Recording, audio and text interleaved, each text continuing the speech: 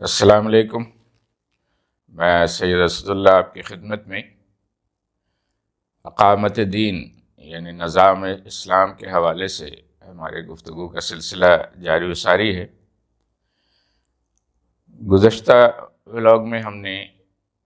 یوسف علیہ السلام کے دور کو مکمل کیا تھا، اور یوسف علیہ السلام کے متعلق ہم نے یہ بات کی تھی کہ ابراہیم علیہ السلام کے امتی جنہوں نے مصر میں حکمرانی کی تھی اور ان کے اندر جب خرابی آئی تو اللہ تعالیٰ نے یوسف علیہ السلام کو وہاں بھیج کر ان کی اصلاح کروائی، اور پھر مصر میں ہی جو ان کے بھائی اور دیگر لوگ آباد ہوئے تو اس سے جو بنی اسرائیل چلی، بنی اسرائیل کی اور تورات پھر موسیٰ علیہ السلام اسی مصر سے وابستہ ہے۔ اس پہ پھر ہم انشاءاللہ اگلے ولاگ میں بات کریں گے۔ آج ہم ابراہیم علیہ السلام کی ہی ریاستوں میں، آپ کو یاد ہوگا کہ اس پہ ہم نے تفصیلی بات کی تھی، پھر انشاءاللہ اس کا ایک سرسری جائزہ لیں گے۔ فی الحال یہ ہے کہ ابراہیم علیہ السلام کی تیسری زوجہ قطورہ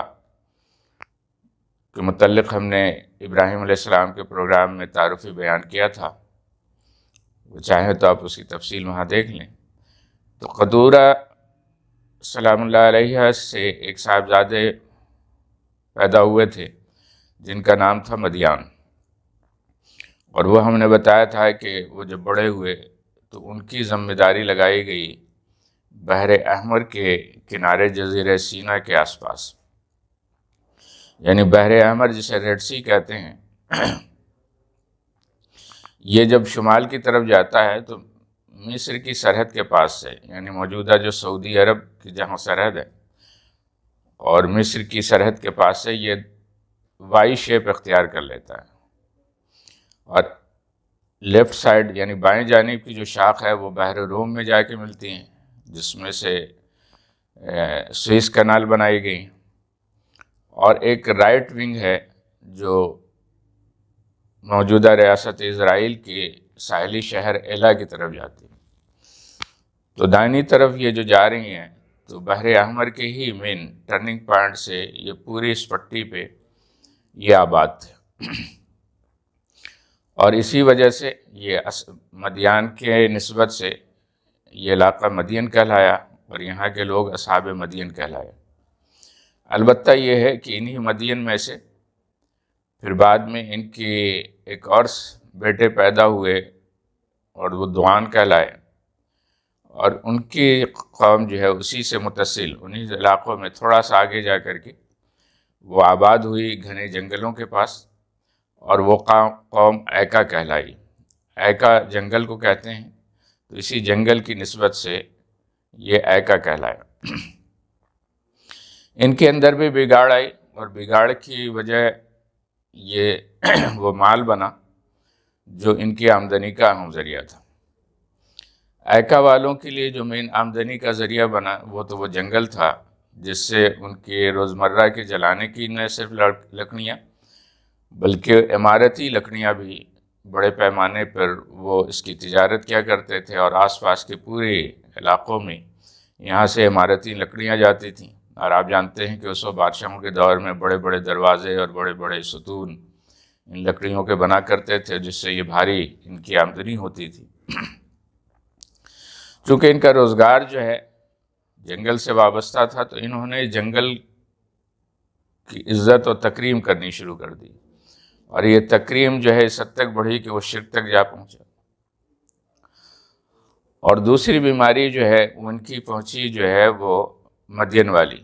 یعنی ناپ تول کی کمی، لین دین میں قیمتوں کے فرق کے حوالے سے۔ اور اس میں یہ ہے کہ میں تھوڑا سا ان کے ٹریڈ روٹ کو بتا دوں تو اس سے جو ہے آپ کے اس ناپ تول میں، اور جو یہ چنگی اور بھتے لیتے تھے، وہ یہ ہے کہ میں نے جہاں آپ کو بتایا ہے کہ اگر یہ افغانستان اور ایران سے اگر کوئی تجارتی قافلہ اوپر کی جانب جاتا تھا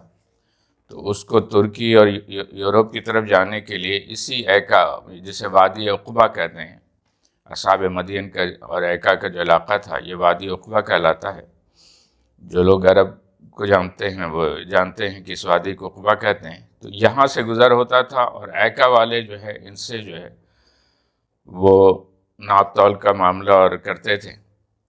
دوسری طرف بحر احمر سے جو دریائی راستہ ہے، اس کے علاوہ جو جزیرہ عرب ہے جس میں یمن سے لے کر کے پورے شمال کی طرف جو تجارتی راستہ تھا، جو نبی اکرم صلی اللہ علیہ وسلم کے بھی دور میں تھا کہ یمن سے جو ہے وہ مدینہ کے راستے سے ہوتا ہوا الولہ سے تبوک، اور تبوک سے ہوتے ہوئے یہ اس خطے میں، اور جسے بھی یوروپ کی طرف، روم کی طرف، مصر کی طرف جانا ہوتا تھا وہ انہی راستوں سے گزرتا تھا۔ تو یہ کرتے تھے کہ چاہے وہ بحری راستے سے ہو یا خشکی کے راستے سے، یہ آپ اس سے اندازہ ہو گیا ہوگا کہ یہ پورا ٹریڈ ہب پہ جو سلک روڈ جتنے بھی آ رہے تھے، چاہے وہ مشرق سے آ رہے ہوں، جنوب سے آ رہے ہوں،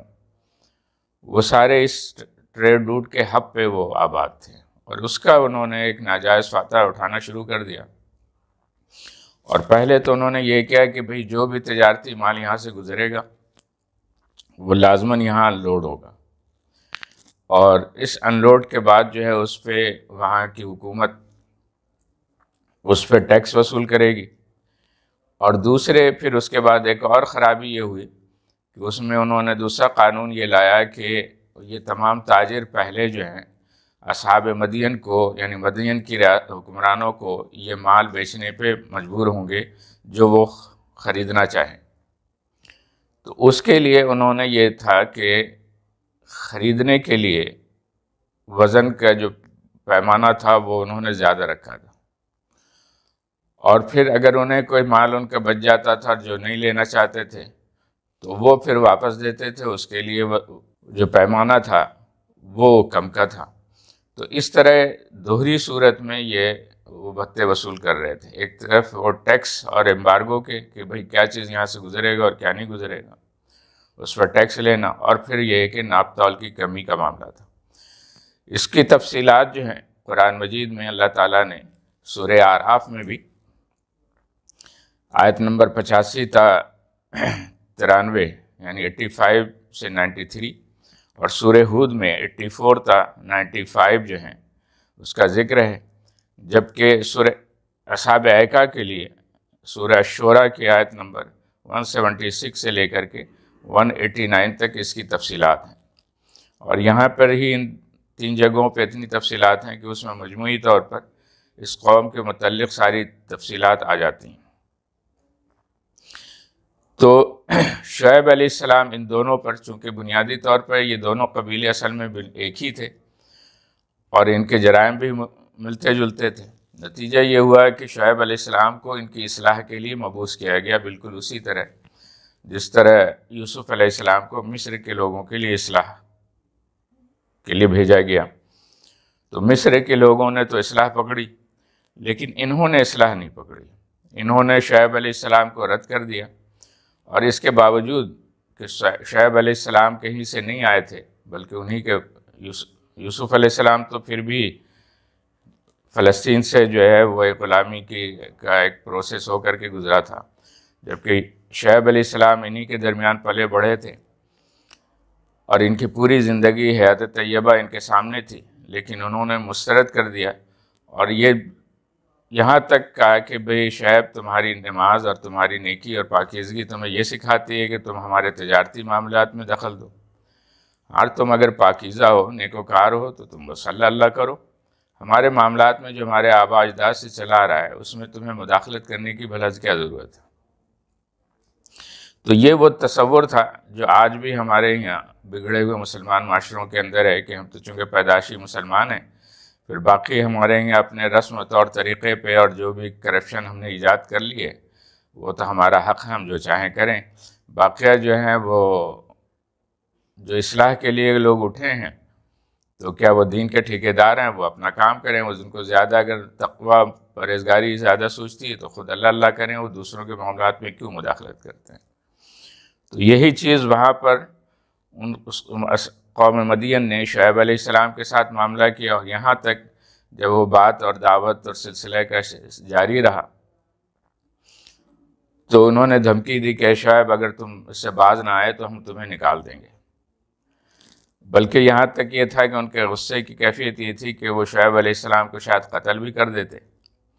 لیکن انہوں نے کہا کہ چونکہ تمہاری برادری ہے تو اس کا لحاظ کرتے ہوئے ہم تمہیں چھوڑ رہے ہیں، یعنی کہ انہیں شعیب علیہ السلام کے خاندان کا تو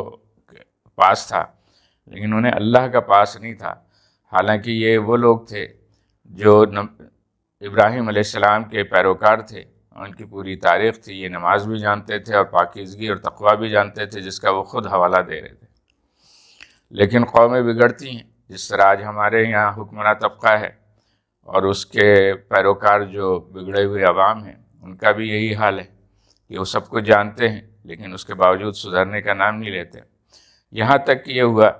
کہ انہوں نے شعیب علیہ السلام کو چیلنج کر دیا کہ جب بالآخر جب بات انتہا پہ پہنچی تو شعیب علیہ السلام نے جب انہیں تنبیہ کی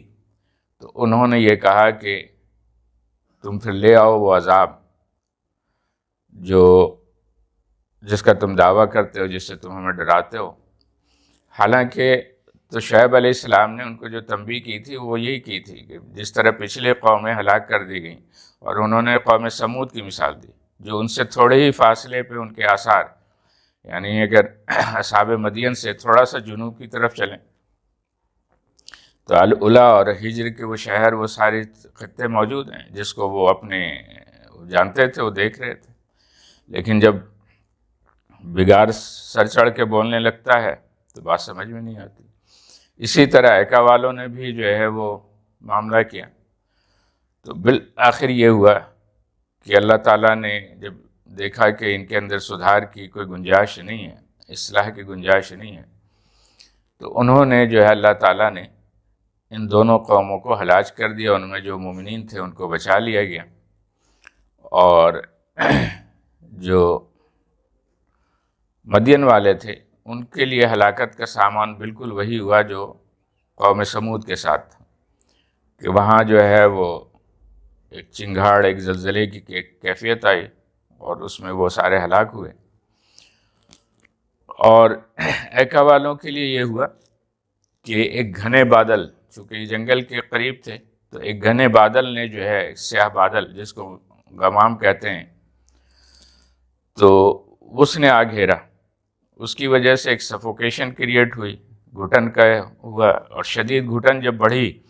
اور یہ اپنے گھروں میں اس گھٹن کی وجہ سے نہیں رہے تو یہ سارے جنگل کی طرف بھاگے، اور ان کو یہ تھا چونکہ جنگل سے عقیدت تھی تو ان کو یہ تھا کہ یہاں ہمیں تازی ہوا بھی مل جائے گی اور ہم اس جو خوفناک بادل ہے اس سے بھی ہمیں جنگل بچا لے گا۔ لیکن جب وہ وہاں داخل ہوئے تو اس جنگل میں آگ لگ گئی، اور آپ دیکھتے ہیں کہ وہ کس طرح جب جنگل کی آگ پھیلتی ہے تو کس قدر خوفناک ہوتی ہے۔ تو یہ مجرم قوم اس جنگل سے نہیں نکل پائی اور وہیں ہلاک کر دی گئی۔ البتہ جو اس کے مومنین تھے جو بچا لیے گئے تھے، وہ شعیب علیہ السلام کے ساتھ پہلے ہی ہجرت کر کے جو ہے اس دریا کی جو شاخ ہے اس کے دوسرے ساحل کی طرف جا کے آباد ہو گئے، اور یہاں پر وہ قوم مدین دوبارہ آباد ہوئی جو جزیرہ سینا سے متصل تھی، جس میں ایک بعد میں موسیٰ علیہ السلام وہاں تشریف لائے تھے۔ تو یہ مختصراً میں نے کہا کہ شعیب علیہ السلام کی بات آپ تک پہنچا دی جائے، اور یہاں آپ دیکھیں کہ دونوں واقعہ ہمارے سامنے ہیں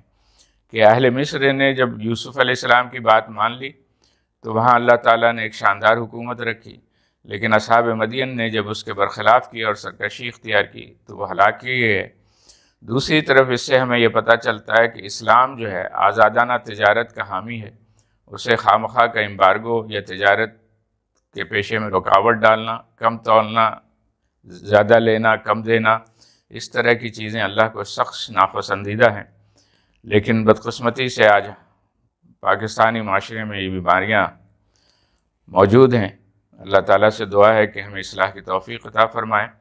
اور اللہ کے اس عذاب سے ہم ڈریں اور توبہ اور اصلاح کی طرف لوٹیں، کیونکہ اصلاح کی طرف دعوت دینے والے ہمارے معاشرے میں موجود ہیں۔ اللہ تعالیٰ جو ہے ان کی دعوت پر لبیک کہنے کی توفیق عطا فرمائے۔ انشاءاللہ پھر اگلے ولاگ میں ملاقات ہوگی۔ السلام علیکم ورحمۃ اللہ وبرکاتہ۔